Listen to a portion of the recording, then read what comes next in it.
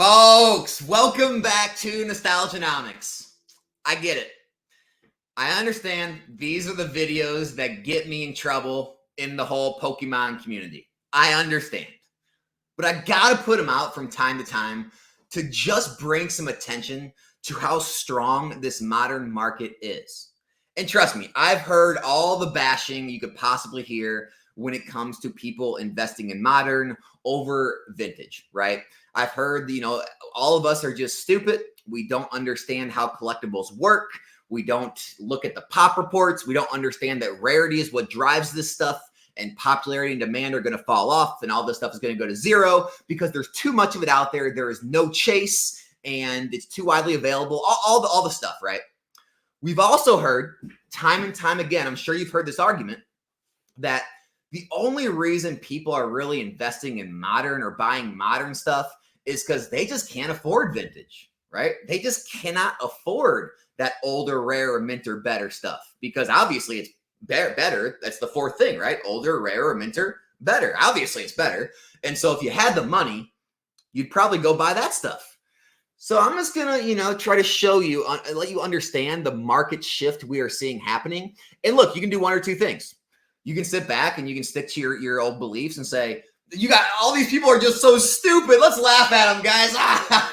Look at all these stupid people buying these modern cards. I'm just going to keep buying up my vintage because eventually everyone's going to turn again and they're all going to come back and realize how stupid they've been being. This stuff's just too widely available. There's too high pop reports. You can either do that or you can sit back and say, you know what? Maybe I need to shift my thinking. Maybe there is a real shift in the market. Maybe people are voting with their dollars now and they do value things they actually care about, the art they like more, maybe experiences they've had in the hobby, whatever it may be. Maybe they value different things than just the population reports and rarity, because that's kind of how it's always been. It's like, people would buy cards they don't even like. Literally, I'm not, being facetious here. They would buy cards they don't even like. I could just pull out some like the Gym Challenge or Gym Heroes Persian, right? Because it was a low population, it was really hard to grade in a 10. A lot of people will even admit, well, I don't really like it, but I got to buy it because it's so hard to find. It's like people would do that with these cards because they were so glued to and married to population reports and rarity. And they would just totally disregard the fact that, hey, these newer cards, they might actually perform better because people they like them more. And so I'm going to show you exactly what I'm talking about. So first up, let's dive into the Umbreon VMAX, okay? The subject of everyone's conversation these days. And you know what? I even got a little video clip from someone in the community that you're going to enjoy. And it's good comedy. It's good sarcasm, but it kind of encapsulates how, almost some anger them. I'm sure some people feel that they think it's literally getting to this point.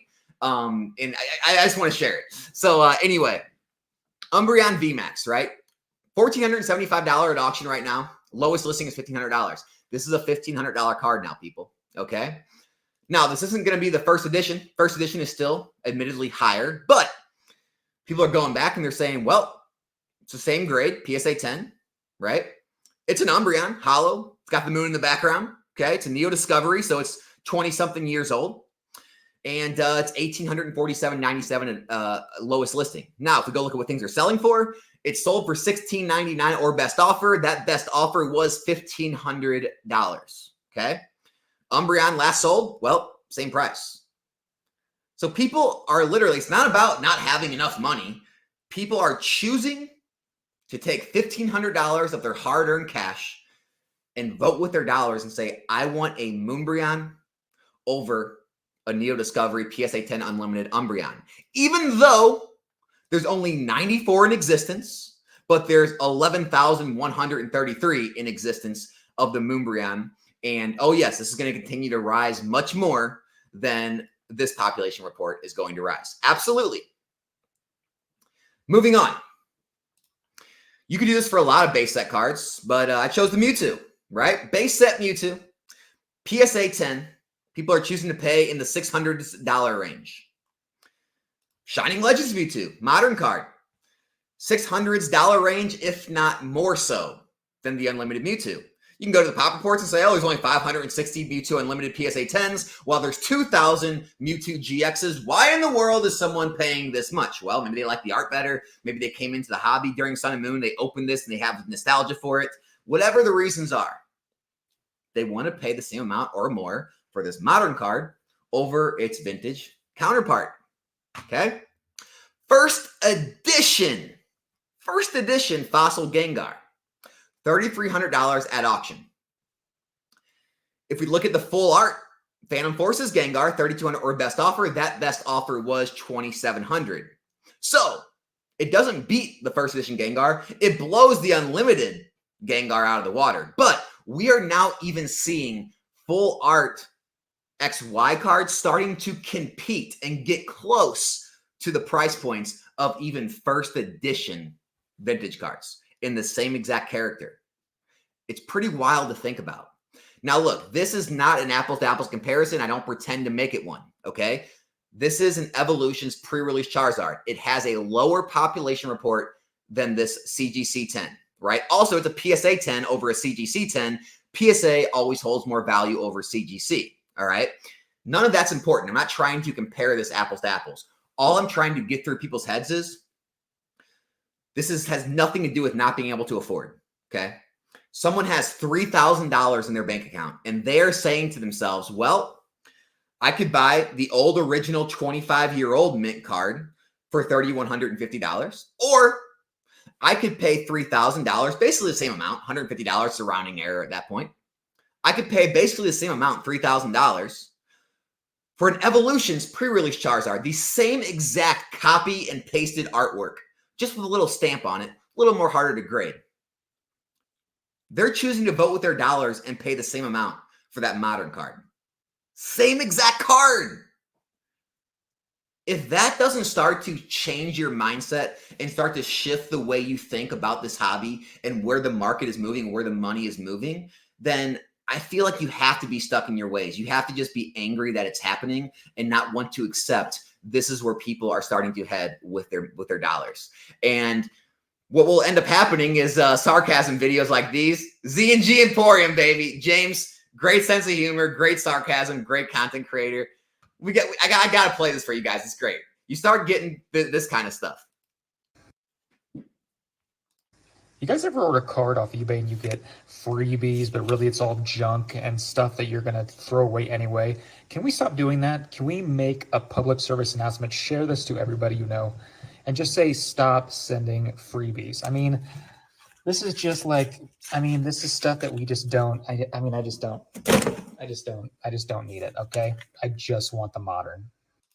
You guys ever order a card off eBay and you get... And if you guys don't know, James, he's admittedly, I don't know how much he collects anymore, but he's definitely appreciates vintage more. He really likes vintage over modern. He's admitted in multiple videos I've watched, he just doesn't like modern. He doesn't get it. He feels so much more attachment, and he loves vintage, right? Nothing against that, right? Like, I think everyone should collect and enjoy what they love. But he makes videos like this from time to time, or he'll make other videos where he'll put one modern card next to a vintage card and say, and talk about the pop reports and the rarity and the age and the price points, and be like, which one would you rather have? Being funny because he thinks it's stupid that anyone would choose a modern card over a vintage card. But I think this is the point we're getting to in the hobby where, he kind of expresses how a lot of vintage collectors and vintage investors are feeling is, it's this sarcasm mixed with anger, mixed with like thinking people are just so stupid that they don't see things their way anymore. And my personal opinion, this is my opinion, I think the reason that vintage became so popular in the earlier years is because that was the main source of content. Like, that was what SM Pratt and some of these other investment channels were pushing. SM Pratt created the phrase, the older, rarer, minter, better. He even made t-shirts about it. And, they really pushed this idea that the population reports and the rarity of the card is what is going to drive the value. That is the reason you want to buy these cards, and that these modern cards they're not going to be able to catch up. And we've even heard it to this day, like, do you guys really think investing in this stuff, it's going to catch up to vintage cards? And normally I just say, well, no, it doesn't need to, though. Like, I'm looking for more percentage gains. And if I can get in at the ground floor, I think I can beat vintage with percentage gains in the newer stuff. And that's always been true. But I've always kind of conceded that, well, you know what, yeah, they're probably never going to be worth as much as vintage though. Now I'm starting to get to the point where I'm thinking, you know what? Maybe they can. Maybe we start seeing Team Up and Flash Fire and some of these boxes, these sealed products, actually start to compete with some of these vintage boxes. I mean, hey, these vintage boxes are continuing to drop. I mean, I think even sets like base set 2, is that under $10,000 now? I mean, we may start seeing that gap continue to start, disappearing. We may start seeing some of these XY Sun and Moon boxes eventually start selling for $3,000, $4,000, $5,000, $6,000, $7,000. And they might actually start competing with some of these vintage boxes as they continue to drop. So it isn't out of the question now for sealed or slabs to start competing the same price points as the vintage. And I don't think there's anything wrong with it. I don't think people are just stupid and they don't understand supply and demand. I don't think that people don't understand rarity. I think it's just a fact that the amount of people in this hobby now prefer a certain, set of cards or a certain set of sealed products or a certain, time periods in Pokemon over other time periods. And because of that, it's allowing the prices to rise and be properly valued based on the demand. And I think this just stumps people because they don't understand that all they look at is the pop reports and the numbers in existence and how much is printed, the billions of cards printed, and it just doesn't compute in their brains. And I get it, right? They're analytical people, but at the end of the day, there's so many more factors that make up a market than just rarity and populations. And I think that guys, no matter which side of the aisle you're on, I know when I make videos like this, I am going to get a slew of hate comments in the comments. I get it. And I want them, right? I want them. I want you to give me your opinions. I want you to voice your concerns. But I think at this point, you need to at least be open to the idea that things are changing before our eyes, and you may want to shift the way that you see the markets, the way you invest your money, and the way you make your plays based on the everything that's happening. Instead of just burying your head in the sand and saying la la la, everyone's so stupid, they shouldn't be buying this stuff. It's not good, right? And you're going to get left behind if you continue to think that way. So that's all I got, guys. Let me know what you think about this video, as I'm sure you will. As always, my name's Nostalgianomics, and I'll be back here in a new one soon. I'm out.